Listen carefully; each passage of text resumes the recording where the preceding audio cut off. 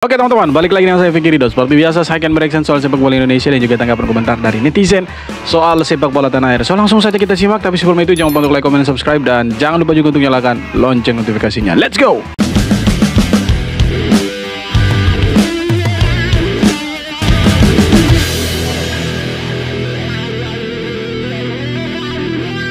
Membuat 1000 janji seperti negara serumpun oleh Romeni dikabarkan akan OTW ke Jakarta, cuy. Buset guys, ada kabar apa guys? Kabar menggembirakan cuy bagi rakyat Indonesia cuy. Nah, jadi ini saya kemarin sempat nonton di salah satu media, bukan media tapi stasiun televisi.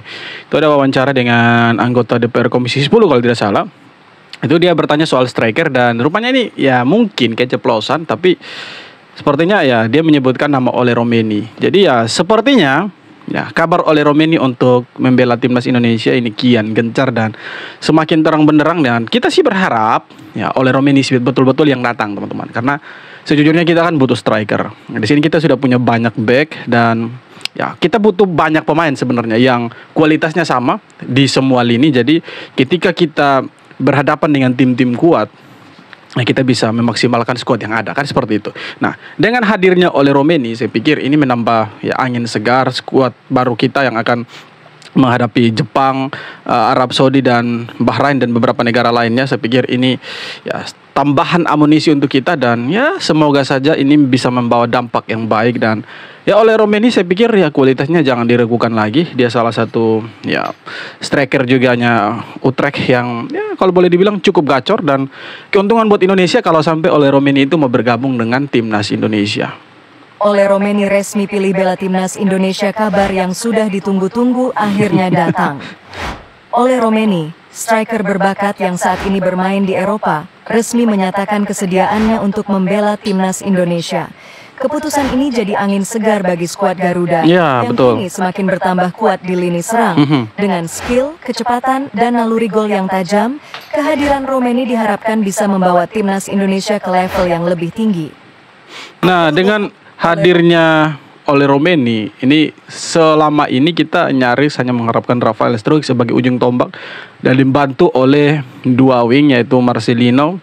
Ya ini kan di change biasanya, kalau bukan Marcelino ya Witan dengan si Ragnar Oratmangun. Nah, kalau misalkan Ole Romeni betul mau bergabung dengan Indonesia, saya pikir ya kita punya opsi striker yang ya cukup mumpuni juga. Nah, di bench dan juga di starting line up itu kita punya kualitas yang sama. Nah, kita tahu Ole Romeni kualitasnya seperti apa. Ya, dia punya ketajaman, insting golnya seperti apa kita sudah tahu. Dan dia salah satu striker yang cukup gacor juga di Liga Belanda. Dan kita berharap dia bisa memberikan yang terbaik untuk timnas Indonesia. Dan dengan hadirnya dia, ini skuad kita akan semakin mewah di Asia Tenggara, teman-teman. Loh, kok iso? Bos besar Pak Erick Thohir menjawab kritikan-kritikan tentang naturalisasi. Mamam tuh, tegas Pak Erick menjawab, lu gak usah nanyain soal merah putih mereka. Lu gak usah nanyain lagi soal rasa nasionalisme mereka. Setuju Pak, setuju pakai banget. Setuju banget sama pernyataannya Pak Erick. Lu denger tuh ha? Untuk orang-orang yang sering kritik naturalisasi, ha? El kritik lebih tegas. El kritik. Sebenarnya ya mereka ini kita jangan tanya sih, maksudnya nasionalisme mereka seperti apa, apakah mereka mencintai Indonesia atau seperti apa. Karena begini teman-teman, mereka ini punya darah Indonesia. Jadi setengah dari darah mereka itu darah Indonesia. Oke, mereka mungkin lahir di Belanda. Karena begini teman-teman, kita tidak bisa memilih tempat lahirnya kita, ya kan? Yang bisa menentukan itu cuma orang tua kita. Nah, kita hanya bisa menerima dari satu keadaan yang kalau boleh dibilang ya kita dipaksakan, iya kan? Mungkin karena kita tidak bisa memilih. Nah, itu yang pertama. Yang kedua, ketika mereka mau membela Indonesia, saya pikir itu satu kebanggaan untuk Indonesia. Nah, terlepas dari pro dan kontra soal pemain-pemain diaspora, saya pikir ada dampak positif yang harus kita akui, bahwa dengan hadirnya mereka, sepak bola kita itu semakin berwarna, euforia masyarakat semakin bagus, semakin baik. Itu disambut dengan cukup hangat oleh masyarakat Indonesia. Bayangkan, sekitar 71% masyarakat Indonesia sangat setuju dengan proses naturalisasi yang dilakukan oleh PSSI sekarang, teman-teman. Jadi, dari 71% ini, saya pikir itu sudah sangat-sangat ya bisa diterlihat ya, animo masyarakat, euforia masyarakat bahwa sepak bola Indonesia dengan hadirnya mereka itu sangat berwarna. Dan ya tidak hanya kaum laki-laki sekarang yang menyukai sepak bola, bahkan perempuan, anak-anak, tua, muda itu suka dengan sepak bola. Karena apa? Ada mereka yang membuat sepak bola kita semakin berwarna. Setiap kali mereka bertanding, kalau kalah itu kita selalu tanya, kok bisa kalah padahal pemain-pemainnya bagus. Buktinya waktu kita lawan Cina, seharusnya kita bisa menang tapi kita kalah. Itu menjadi salah satu kekecewaan untuk kita. Wah, sudah pemainnya sudah bagus tapi kenapa masih kalah? Kalau dulu misalkan kita kalah itu hal yang wajar saja, itu hal yang biasa. Tapi sekarang kalau kalah itu sesuatu hal yang di luar dugaan begitu teman-teman. Jadi ya kembali lagi bahwa kalau kita bertanya soal nasionalisme mereka, saya pikir mereka berdarah-darah di lapangan, mereka mau membawa nama Indonesia untuk semakin lebih tinggi di kancah sepak bola. Saya pikir ya mereka ini bukan orang gila. Mereka bukan orang bodoh yang tiba-tiba membela Indonesia. Kalau kita tanya soal nasionalisme mereka, saya pikir nasionalisme mereka mungkin melebihi kita atau mungkin sama dengan kita teman-teman. Jadi mereka juga orang Indonesia, hanya bedanya mereka lahir di Belanda dan kita lahir di Indonesia. Pembahasan naturalisasi, kira-kira sudah ada lagi nggak sih kandidat terkuat yang akan dinaturalisasi nih untuk memperkuat timnas kita, Mas Jamal? Ya, saya rasa kita punya Ole ya. Akhirnya dibocorkan kan teman-teman. Akhirnya kita punya Ole, dia bilang kita punya Ole. Akhirnya begini teman-teman, Ole Romeni itu salah satu opsi striker yang sekarang dimiliki oleh Indonesia. Ole Romeni, kalau misalkan betul ya teman-teman, ini kan masih dalam rumor juga karena belum disumpah, belum jabat tangan dengan Pak Erick Thohir. Kalau sudah jabat tangan dengan Pak Erick Thohir, sudah ambil sumpah WNI, baru itu resmi teman-teman. Nah, sekarang itu masih rumor. Nah, kalau betul-betul dia gabung dengan timnas Indonesia, kita punya opsi striker yang cukup banyak ya. Karena kita punya striker lokal juga seperti Ramadan Sananta, Hoki Caraka, ya di Mas Derajat kan sudah dicoret kan baru-baru.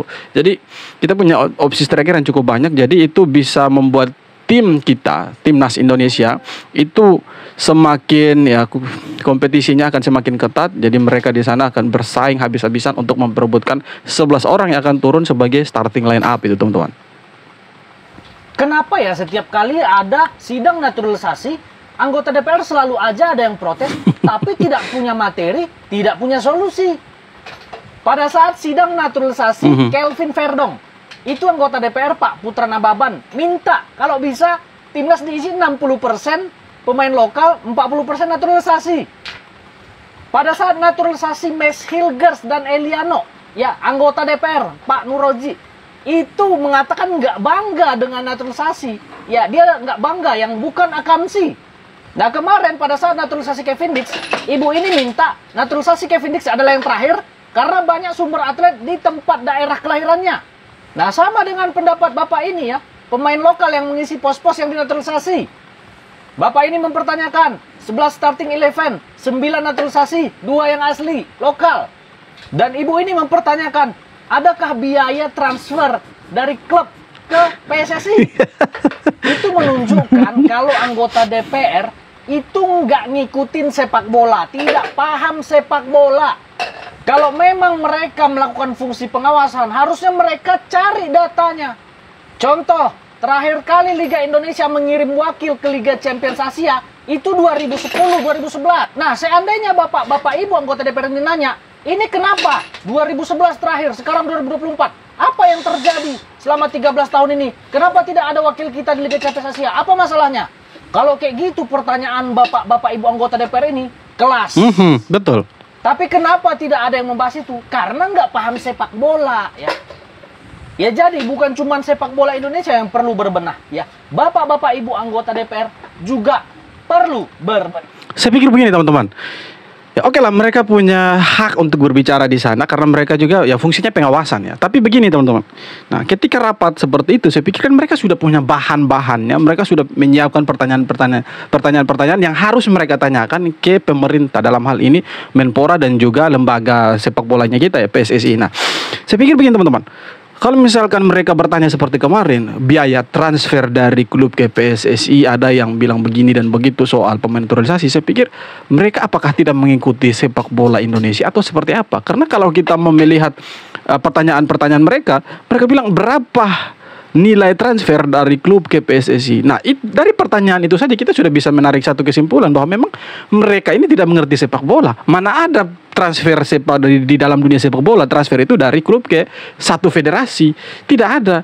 Yang ada itu dari klub ke klub, bukan dari klub ke federasi atau klub ke negara. Tidak ada seperti itu. Kalau klub ke negara, saya pikir itu pemanggilan pemain untuk bermain di tim nasional. Jadi tidak ada istilah transfer mens transfer. Nah, dari pertanyaan mereka yang seperti itu, kita bisa tarik kesimpulan mereka ini tidak paham sepak bola. Mereka bukan bertanya yang penting ya teman-teman, tapi yang penting bertanya supaya ya mereka ada suara di situ. Itu kan lucu juga, konyol menurut saya, tidak berbobot pertanyaan-pertanyaan mereka yang membuat kita justru ya kok bisa ada anggota DPR yang bertanya seperti ini. Bahkan ada kemarin yang meminta supaya proses naturalisasi Kevin Dix itu yang terakhir. Menurut saya itu juga keliru. Kenapa? Karena sepak bola kita sekarang ini tuntutan masyarakatnya itu tinggi sekali. Di saat tuntutan masyarakat itu tinggi sekali, ya Pak Erick Thohir mau tidak mau, suka tidak suka harus berpikir keras bagaimana caranya mengangkat sepak bola kita, yaitu dengan menggunakan pemain-pemain keturunan yang bermain di Eropa yang kualitasnya lebih bagus.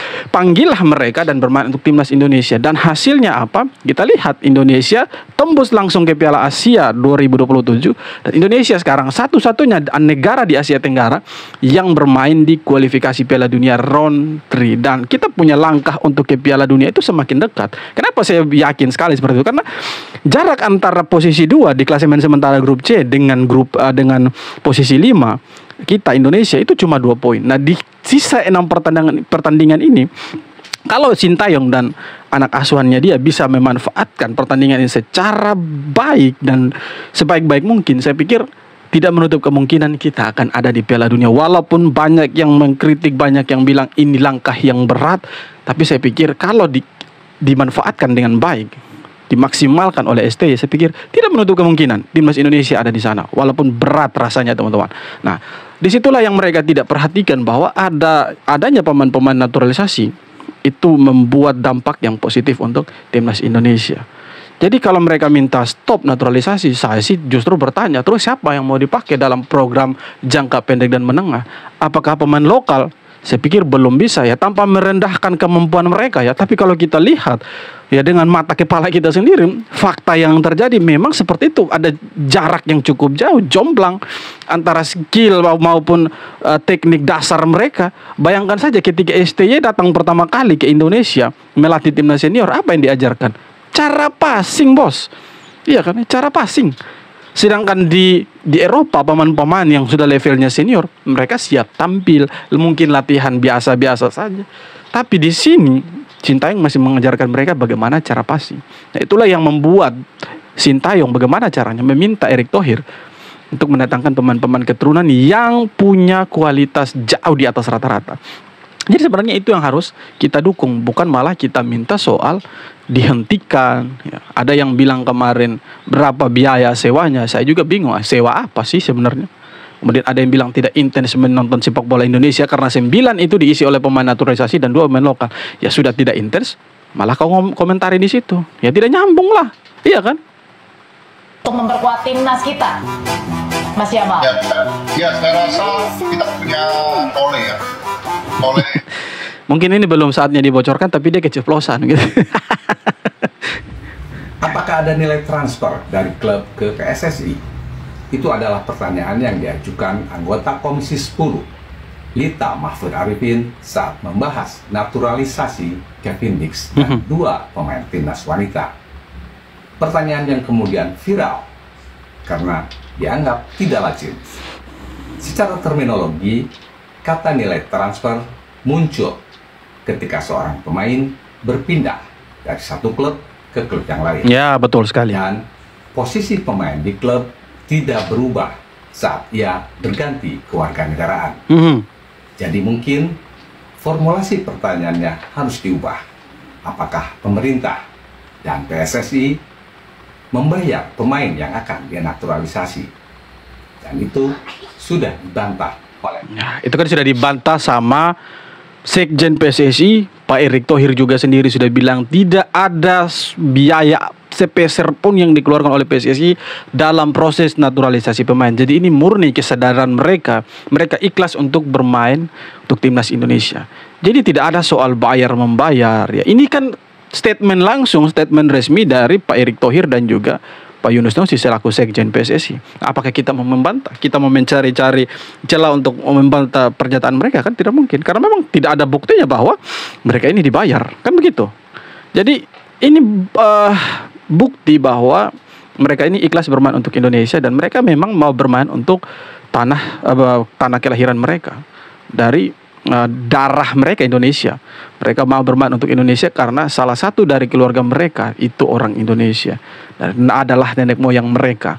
Jadi mereka mau bermain untuk timnas Indonesia. Itu yang harus kita dukung sebenarnya, bukan malah kita bilang stop kiri, stop kanan. Nah, kalau kita sampai minta stop dan mereka punya keinginan yang besar untuk bermain untuk timnas, mereka ikhlas untuk bermain untuk timnas Indonesia, dan kita bilang jangan pakai naturalisasi karena kita punya stok atlet yang sangat banyak. Saya pikir sama saja kita mendiskriminasi mereka. Kita tidak menganggap mereka sebagai orang Indonesia.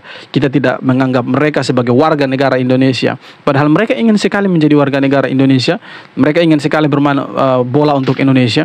Harusnya kita hargai itu, bahwa mereka punya niat yang baik untuk membawa sepak bola Indonesia lebih tinggi lagi. Oke teman-teman, jadi saya pikir ya stop sudah soal naturalisasi. Jangan sampai ini ya digoreng kiri kanan lagi oleh orang-orang yang sebenarnya tidak suka dengan naturalisasi. Pasti ini akan ramai nanti teman-teman. Dan ya bagi saya akan tetap mendukung apa yang dilakukan oleh PSSI dalam ya membawa pemain-pemain keturunan untuk bermain ya untuk timnas Indonesia. Dan saya sangat setuju sekali bahwa dengan hadirnya mereka dampak positifnya itu luar biasa, dan kita merasakan bagaimana ketika mereka bermain di lapangan ya animo masyarakat tinggi sekali teman-teman. Jadi seperti apa tanggapan kalian? Silahkan tulis di kolom komentar, dan terima kasih banyak sudah nonton video ini sampai akhir. Kita jumpa lagi di video-video berikutnya.